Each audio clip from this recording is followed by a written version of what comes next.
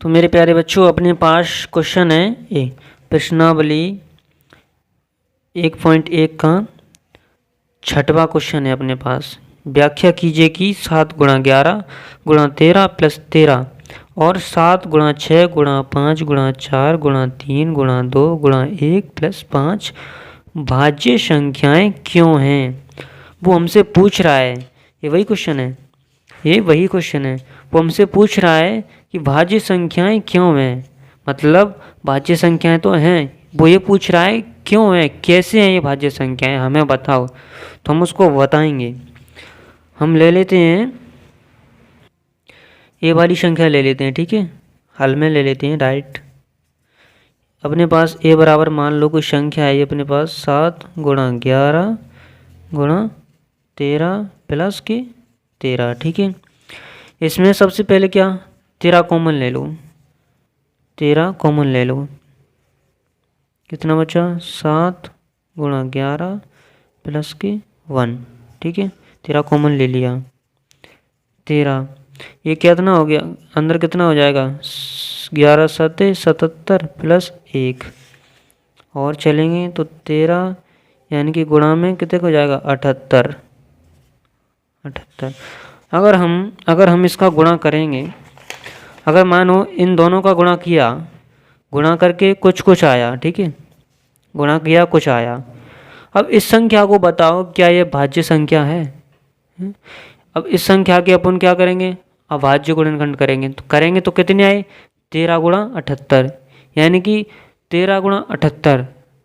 अभाज्य संख्याएं क्या होती हैं, ऐसी संख्याएं जिनके 2 या 2 से अधिक अभाज्य गुणनखंड हों, मतलब 2 या 2 से अधिक, यानी कि 2 तो होना ही चाहिए, 2 तो होना ही चाहिए। जैसे 6 के अभाज्य गुणनखंड कितने निकल रहे हैं 2 गुणा 3, 2 तो हैं परमानेंटली, 2 तो होना चाहिए, तभी वो भाज्य संख्या होगी, नहीं तो वो भाज्य संख्या होगी नहीं। तो जे इसका गुणा किया 13 और 78 का, कुछ इतना निकला है, फिर इसके अभाज्य गुणनखंड करें तो इतने निकले हैं, मतलब 2 तो निकले हैं, कम से कम 2 तो निकले हैं।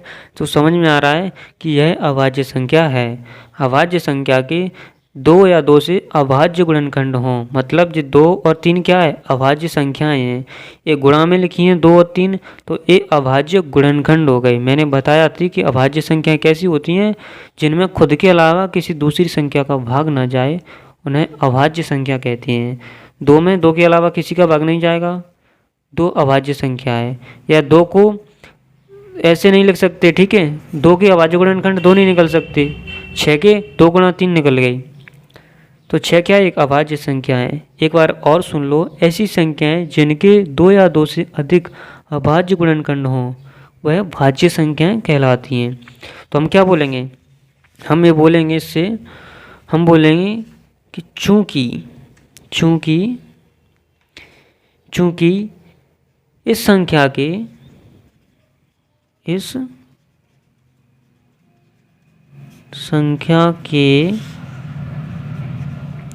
अभाज्य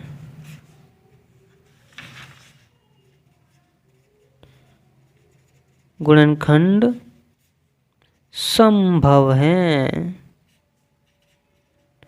संभव है, इसीलिए यह एक भाज्य संख्या है, ठीक है, हो गया ना। इस संख्या के क्या है अभाज्य गुणनखंड संभव है। हमने देखा कुछ निकाला था, इसका गुणा किया तो इतना कुछ आ गया। जब इसके अभाज्य गुणनखंड निकाले हमने ऐसे करके कुछ करके ऐसे अभाज्य गुणनखंड निकाले, तो वो 2 बार तो निकल आए ना, 2 बार निकल आए 13 गुणा 78। वो किसी संख्या के अभाज्य गुणनखंड निकालने तो क्या 2 गुणा में 2 या 2 से गुणनखंडों के रूप में आ जाए। तो ये जो संख्या है 2 या 2 से 2 गुणनखंडों के रूप में तो आ चुकी है, जो आ गई तो वो भाज्य संख्या है, हमने लिख दिया। चूंकि इस संख्या के अभाज्य गुणनखंड संभव है, इसीलिए यह एक भाज्य संख्या है। ये मैंने सिंबल बनाया, ये क्या है, ये चूंकि है, ये क्या है, ये क्या है चूंकि। इसको क्या बोलेंगे, इसको बोलेंगे अपन इसीलिए, इसीलिए, ठीक है, इसीलिए। ये जो लाल पेन से लिखा है ना मैंने, ये एग्जाम में नहीं लिखना, ये सिर्फ मैंने समझाने के लिए लिखा है, बाकी इतना सब एग्जाम में लिखना है, बिल्कुल से जैसा मैंने लिखा है तैसा ही सिस्टमैटिक, ठीक है।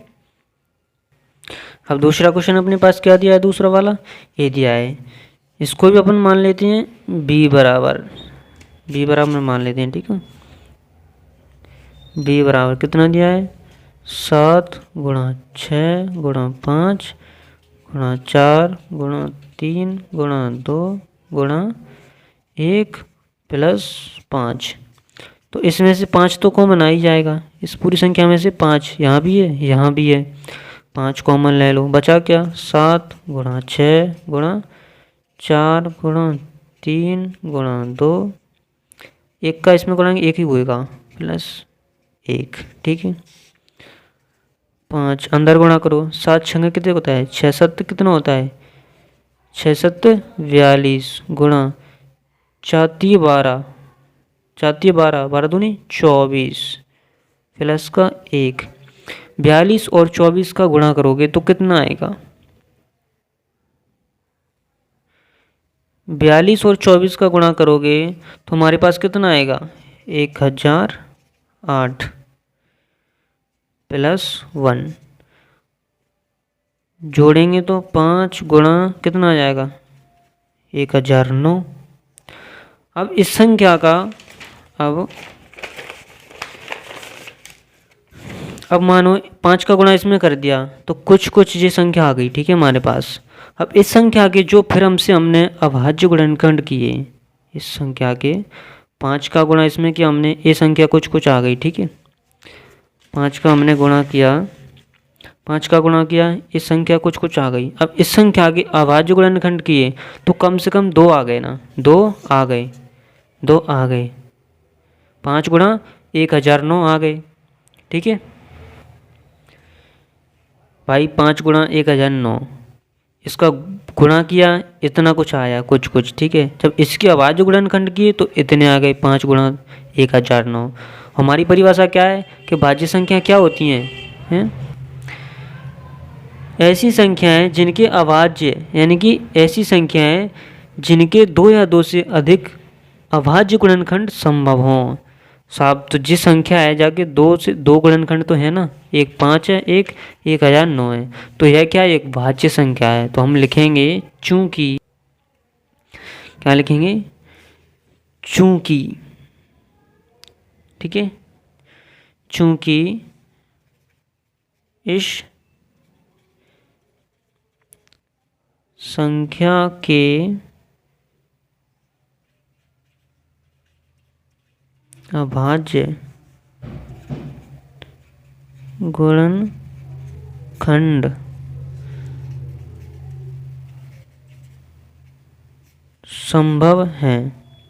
संभव है, इसीलिए, चूंकि हो गया, इसको बोलेंगे इसीलिए यह एक भाज्य संख्या है, ठीक है। इस संख्या का हमने कुछ गुणा किया, माना इसका गुणा करके इतना आया, इतना, इसका फिर अभाज्य गुणनखंड किया तो इतना आया, 5 गुणा 1009। और अभाज्य संख्या क्या होती हैं, ऐसी संख्याएं जिनके 2 या 2 से अधिक अभाज्य गुणनखंड हों। तो हमें पता है इस संख्या के 2 गुणनखंड तो निकल ही रहे हैं, तो हमने कह दिया कि चूंकि, ये क्या है, चूंकि इस संख्या के अभाज्य गुणनखंड संभव है, इसीलिए, ये सिंबल क्या है, इसीलिए यह एक भाज्य संख्या है। ये अपना आ गया आंसर, ठीक है। जैसे मैंने पढ़ाया है वैसे ही एग्जाम में लिखना है, कुछ नहीं बदलाव करना है, कुछ नहीं बदलना है, ठीक है, कुछ नहीं बदलना है जैसे ही, ठीक है। तो आज का वीडियो यहीं समाप्त होता है, ठीक है।